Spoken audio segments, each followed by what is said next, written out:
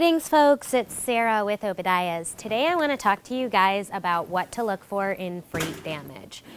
So we talked to you guys about different scenarios of shipping damage, what minor damage is versus major damage. So right here I have a Nordica stove that was damaged in freight, and I want to show you guys some examples of minor and major damage.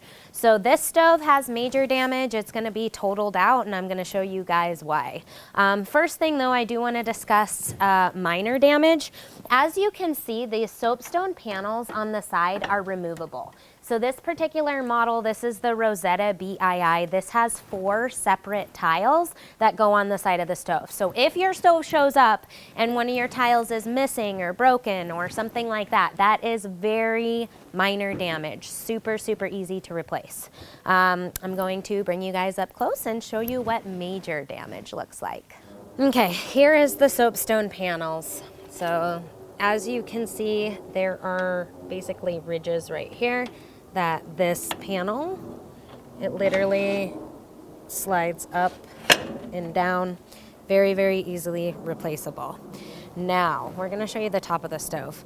So this is what happens when a stove gets left outside in moisture. So let's talk about that. People who wanna put Nordica stoves in outside kitchens, if you're in a humid area, this is what can happen. Here you can see the crack in the stove. When we first got the photo from our customer, it was literally a hairline crack. Anything that's going to be cracked through your cast iron, your stove is going to be pretty much shot.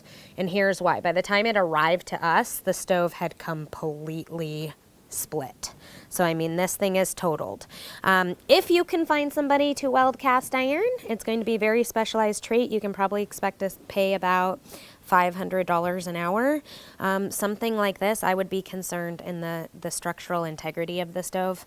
Show you guys some minor damage here. So like, you know, something like this. This is cosmetic. It's on the back of the stove. That would be no issue to accept the stove with something like that. Although keep in mind, when you see minor damage like that, or a dent here, you should be on the alert to still be noting it down on your paperwork, like something like, you know, dent in back of stove, potential for further damage. That way, if you come across anything more, we have grounds to file a claim. So you can also see that the stove arrived with broken glass. Something like that is also super minor that can easily be repaired. If you guys like these videos, if you find them helpful, please don't forget, click the thumbs up button. Don't forget to click the subscribe button in the corner of the channel. Thank you guys for watching. Have a wonderful day.